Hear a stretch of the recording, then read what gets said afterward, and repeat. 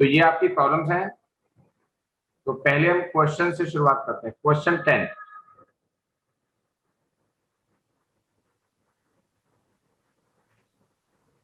देखो कुछ बातें हैं। अगर क्वेश्चन में ये लिखा हो एनुअल सैलरी या एनुअल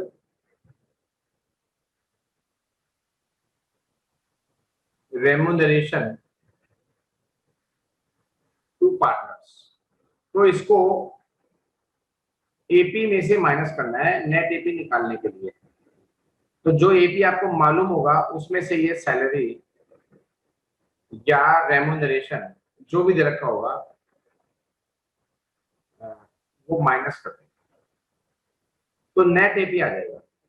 नेट एपी आने के बाद फिर सिंपल प्रोसेस चलेगा। तो जो ए है, एपी में आप नेट एपी लेंगे बस।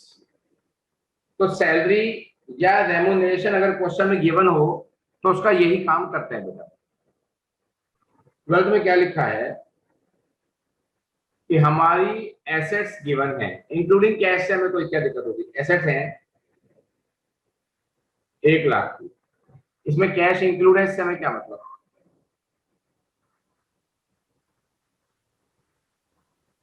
वैसे हमारी कैपिटल दे रखी अलग से 70,000 रुपए की, और कुछ रिजर्व भी है जो हमें नहीं पता। ठीक है, कैपिटल और रिजर्व को जोड़ूंगा तो आएगी कैपिटल एम्प्लॉयड जो मुझे चाहिए। मुझे खाली कैपिटल नहीं चाहिए होती है, मुझे कैपिटल एम्प्लॉयड चाहिए होती है बेटा। तो बोले कि बाकी बचा हुआ रिजर्व है, रिजर्व कितना है हमें पता ही नहीं है। चलो देखते हैं। कैपिटल एम्प्लॉयड निकालने का एक दूसरा मेथड भी है, दूसरा फॉर्मूला भी मैंने आपको दिया था। मैंने कहा था total assets minus outside liabilities. Total asset है 1,00,000 की और आउटसाइड लायबिलिटी कितनी है। क्वेश्चन में गिवन नहीं है तो मैंने 0 मान ली। तो कैपिटल एम्प्लॉयड कितनी आ गई, 1,00,000। तो कुल मिला के कैपिटल एम्प्लॉयड 1,00,000 मानी जाएगी, यानी कि रिजर्व कितने के हो गए, 30,000 के रिजर्व हो गए। तो कैपिटल एम्प्लॉयड 1,00,000 की मानी जाएगी, चाहे आप ऐसे कर लो चाहे ऐसे कर लो। और जब कैपिटल एम्प्लॉयड इस क्वेश्चन में आ जाएगी तो इस क्वेश्चन में उसके बाद कोई प्रॉब्लम नहीं आएगी। विशेष ध्यान दो बेटा।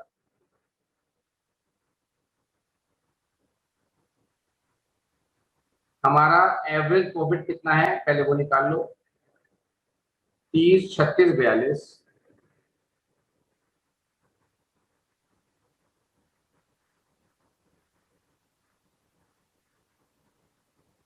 ये करके तो एवरेज आ जाएगा, उसमें से सैलरी माइनस कर देना।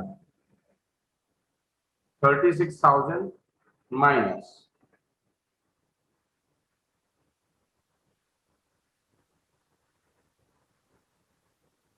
6,000 ईच लिखा है, तो ये हो गई 18,000। कितने पार्टनर्स हैं, 2 पार्टनर है, तो 12,000 हो गई।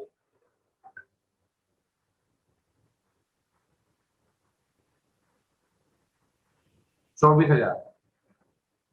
दिवांश बैच के बाद एक बार दोबारा मैसेज डाल दियो, पिक कर दो।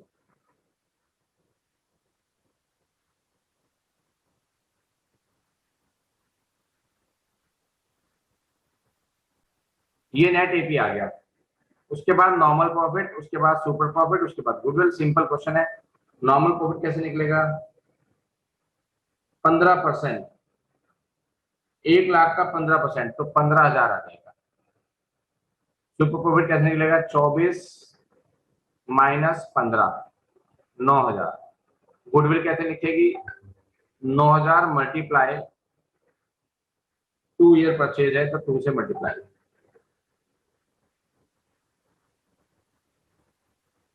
बताओ क्या पता।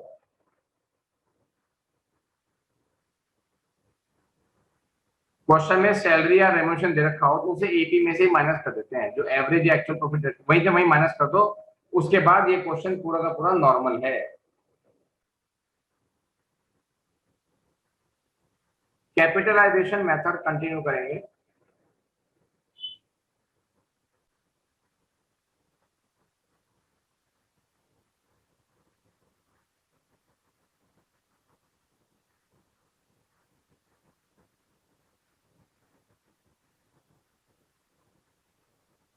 Capitalisation of AP,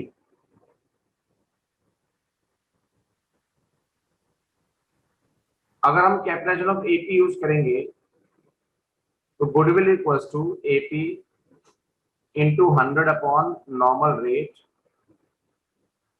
minus actual capital employed. और अगर हम इसकी दूसरी अप्रोच यूज करते हैं, कैपिटलाइजेशन ऑफ सुपर प्रॉफिट, तो उस अप्रोच से यूज करता हूं तो गुडविल का फॉर्मूला क्या होगा, सुपर प्रॉफिट हमको चाहिए इंटू 100 अपॉन नॉर्मल रेट, यही गुडविल आ जाएगी, इसमें कुछ माइनस प्लस आपको नहीं करना। और मजे की बात यह है कि दोनों मेथड में किसी भी मेथड को फॉलो कर लो, your answer would be the same, दोनों से आंसर बिल्कुल सेम आएगा। ठीक है, अब इनके हम क्वेश्चन सॉल्व करेंगे, आप लिख लो पहले फटाफट। तो रिक्वायरमेंट आई है, एक मैंने कल बताया था कैपिटलाइजेशन का मीनिंग, तो मैं दोबारा बता रहा हूं। Capitalisation here means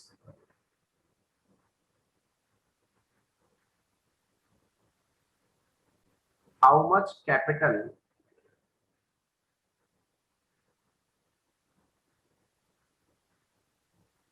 is required to earn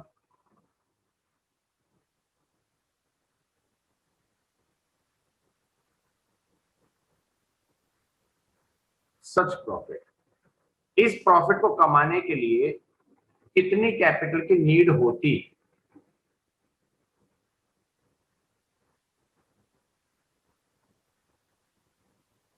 according to the present normal rate of return. मैं आपको एग्जांपल देता हूं इसका।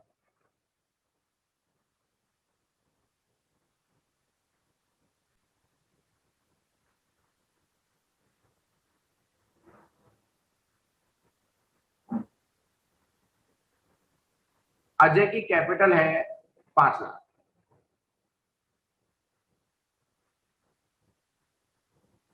अजय का प्रॉफिट है 70,000। पूरा वन माइंड होके समझना, ऐसी बात बुक्स में नहीं समझाई जाती ना स्कूल्स में होती है बात। नॉर्मल रेट है 10%।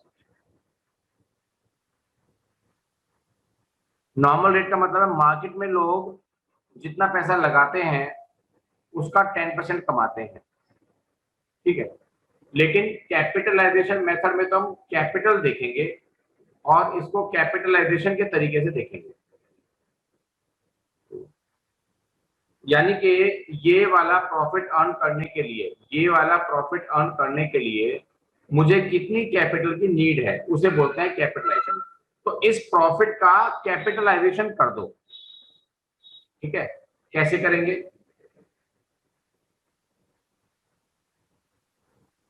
प्रॉफिट है 70,000। देखो फॉर्मूले में लिखने से पहले मैं आपसे लॉजिक चाहूंगा। 10% की रेट के हिसाब से आप कुछ ना करो, बस मेरे को ऑरली जवाब देना। 10% की रेट के हिसाब से अगर आपको 70,000 कमाने हैं तो कितनी कैपिटल लगानी पड़ती 10% की रेट के हिसाब से, मुझे हैंड रेस करके बताने की जरूरत नहीं है बिल्कुल भी। तो सबका रिप्लाई सही आया कि अगर 10% की रेट से मैं प्रॉफिट कमाऊंगा तो 70,000 कमाने के लिए मुझे 7 लाख लगाने पड़ेंगे, 7 लाख रुपीज लगाने पड़ेंगे। तो इसलिए मैंने कहा 70,000 divided by multiply by 100 divide by 10। तो ये प्रॉफिट की कैपिटलाइजेशन वाली अमाउंट आ गई, कितनी आ गई 7 लाख। अब लगानी पड़ती, मार्केट के हिसाब से चलता तो मुझे लगाने पड़ते 7 लाख, लेकिन एक्चुअल में मैंने कितने लगा रखे हैं? 5 लाख। तो कितनी कैपिटल मुझे कम लगानी पड़ी, वही मेरी गुडविल है इस मेथड के हिसाब से। तो जितनी कैपिटल मुझे लगानी पड़ती minus actual capital employed, 2 lakh की कैपिटल मुझे कम लगानी पड़ी, यही मेरी गुडविल है कैपिटलाइजेशन ऑफ एपी मेथड के हिसाब से, कैपिटलाइजेशन ऑफ एपी वाले मेथड के हिसाब से। नोट करो, समझो, दोबारा पूछो। बोलो जी भव्य। सर नमस्ते। नमस्ते सर आपने फॉर्मूले में वहाँ एवरेज प्रॉफिट लिखवाया हुआ है, average profit into 100 upon net rate. हाँ जी, सर वहाँ तो कैपिटल नहीं आनी चाहिए सर, फिर वहाँ सर हम जब 7 लाख में से माइनस करेंगे। मल्टीप्लाई तो प्रॉफिट की कर रहे हैं, बाद में निकली कैपिटल तो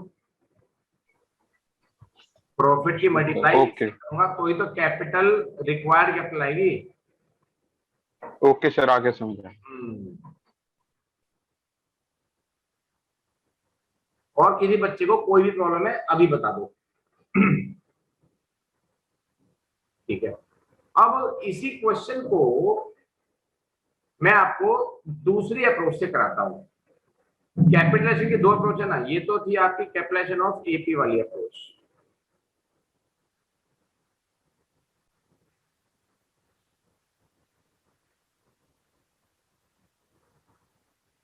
अब आगे कैपिटलाइजेशन ऑफ एसपी वाली अप्रोच।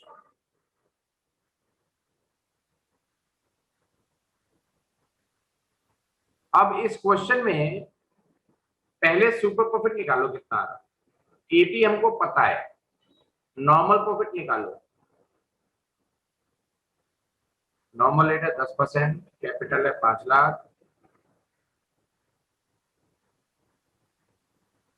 सुपर प्रॉफिट निकालो।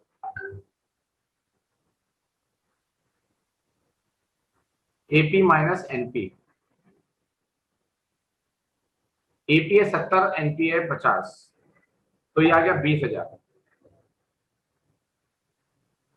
तो गुडविल का फॉर्मूला है एसपी।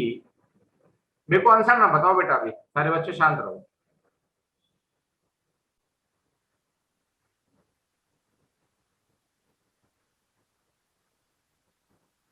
दोनों मेथड से आंसर बिल्कुल सेम आएगा, 2 लाख 2 लाख। कैपिटलाइजेशन के दोनों मेथड फॉलो करने थे, कैपिटलाइजेशन ऑफ एपी करो या कैपिटलाइजेशन एसपी करो। ये कुछ ना कहें तो आपकी मर्जी है, कोई सा यूज कर ले, लेकिन अगर कुछ ना कहें तो मेरा मानना यह है कि आपको कैपिटलाइजेशन ऑफ एसपी ही यूज करना चाहिए। अब 1-2 क्वेश्चन मैं दे रहा हूं जो आप अभी करके दिखाएंगे मुझे। एक आधा क्वेश्चन चलो वो हो जाएगा आपसे, क्योंकि सुपर प्रॉफिट मेथड वाली ही टेक्निक्स लगेंगे इसके अंदर। जो सुपर प्रॉफिट मेथड में आपने मेरे से प्रॉब्लम पूछी है, पहले उनकी प्रैक्टिस अच्छे से कर लेना, उसके बाद ही आप कैपिटलाइजेशन मेथड के क्वेश्चन यूज करना, तो इजीली हो जाएंगे। अगर आप बैठ के छलांग मारोगे तो बेटा आपको टफ लगेगा हर चीज। अब मैं इस बेसिस पे देखूं तो 9 से लेके और 25 तक हो सकते हैं, 9 to 25 हो सकते हैं। नहीं नहीं नहीं, 9 से 19, 9 से 19, 19 से आगे तो आपको वैसे भी नहीं जाना, क्योंकि वो दूसरा चैप्टर शुरू है, वो चैप्टर अलग है। वैल्यूएशन ऑफ गुडविल को हम अलग चैप्टर मान के चलते हैं। क्वेश्चन नंबर 14, एक बार सारे बच्चे क्वेश्चन नंबर 14 पढ़ लो फटाफट। ये प्रॉब्लम तुम कल पूछोगे, मैं आज ही बताया था। क्वेश्चन भी लिख देता हूं मैं। ए और बी की टोटल कैपिटल है 1.5 लाख।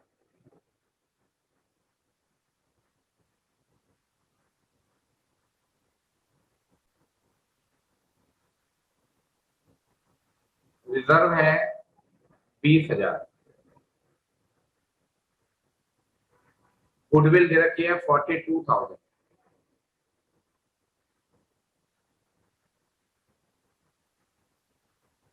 गुडविल इन्होंने निकाल के दे दी, गुडविल का बेस बताया हुआ है 3 year purchase of super profit और नॉर्मल रेट है 10%। तो पूछा क्या है भाई, पूछा है एपी, एपी पूछा। हाँ, अच्छा क्वेश्चन है, इंपॉर्टेंट क्वेश्चन है।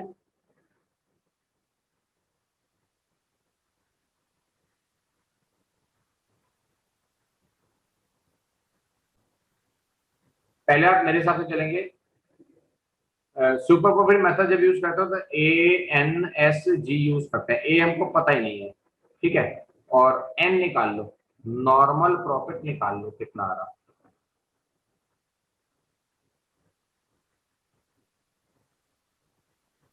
इसको और इसको ऐड करेंगे, कैपिटल एम्प्लॉयड आ जाएगी 17,000 आ गया नॉर्मल प्रॉफिट, ठीक है। इन्होंने कहा goodwill equals to 3 year purchase of super profit. इतनी बात सही है, पहले समझ लो फिर लिख लेना। 3 year purchase of super profit, super profit का मतलब एपी माइनस एनपी। गुडविल हमको मालूम है, ये 3 नीचे आ गया इसको।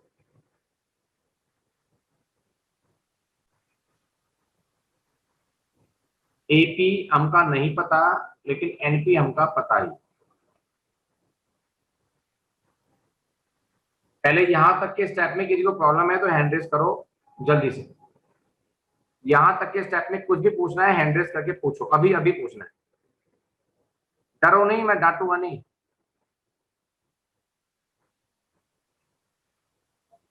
ये 42 को से डिवाइड कर दो, 14 आ गया,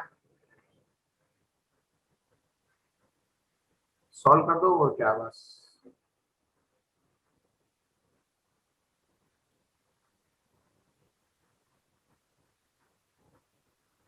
एपी आ गया 31,000।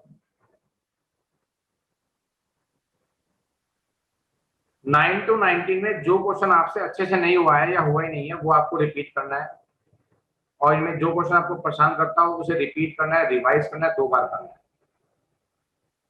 जितनी ज्यादा प्रैक्टिस करोगे बेटा उतनी ही कमांड आपकी बनेगी अकाउंटिंग के ऊपर। रिवीजन जरूर होना चाहिए, रिपीटेशन जरूर होना चाहिए।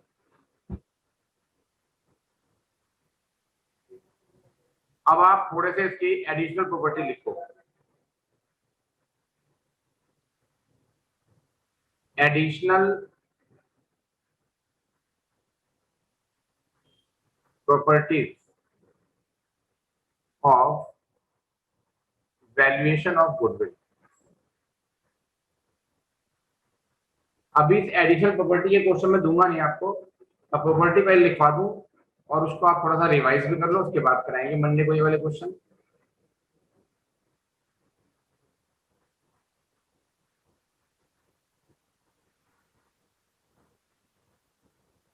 एबनॉर्मल लॉसेस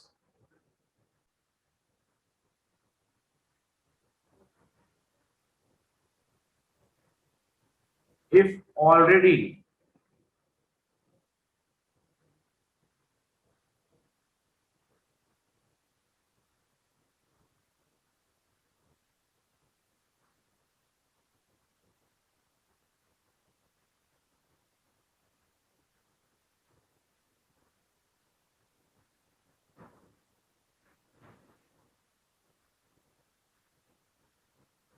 अगर प्रॉफिट की कैलकुलेशन के लिए हमने एबनॉर्मल लॉसेस को भी माइनस किया है,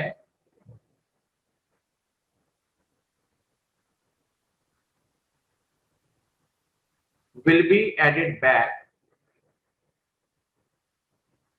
to the profit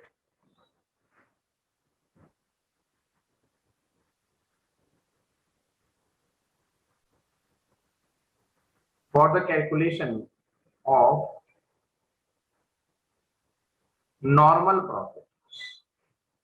मैं आपकी जानकारी के लिए बता दूं कि गुडविल निकालने के लिए जिन प्रॉफिट्स का यूज किया जाता है वो प्रॉफिट बिल्कुल नॉर्मल होनी चाहिए। नॉर्मल वो नॉर्मल रेट वाला नॉर्मल नहीं, नॉर्मल का मतलब है इसके अंदर कोई भी एक्सक्लूडिंग, नॉर्मल प्रॉफिट का मतलब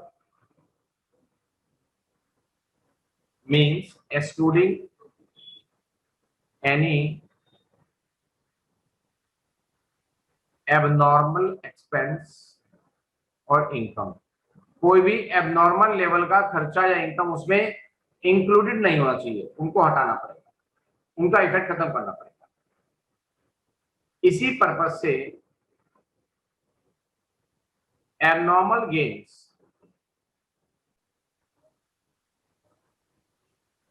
will be deducted.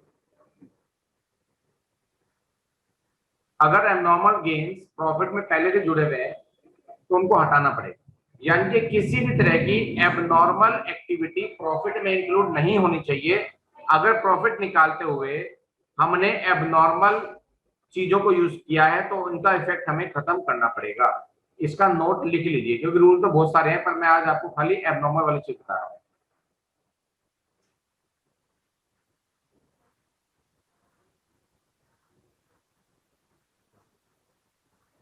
Effect of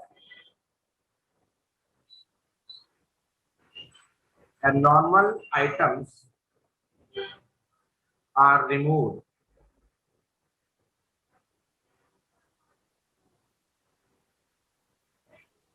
from the profits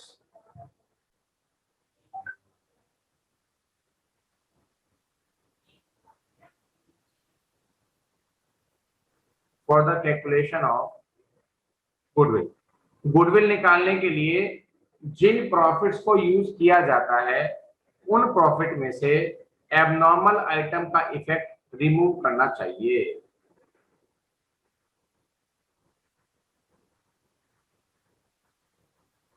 इस वजह से मैंने एबनॉर्मल लॉसेस को ऐड किया और एबनॉर्मल गेन्स को डिडक्ट किया।